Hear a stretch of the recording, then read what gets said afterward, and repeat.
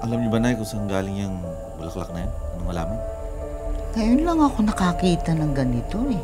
Wari pang may nakuha na misteryosong flower sa gubat.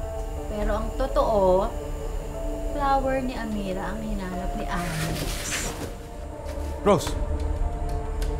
Ano ba yan? Anong salita yan?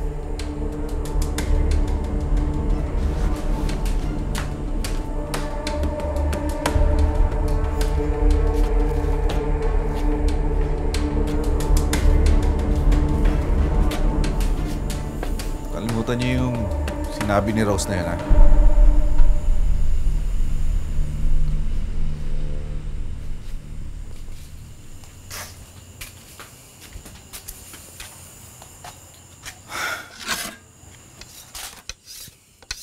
Alex! Halika nga rito, mag-usap tayo.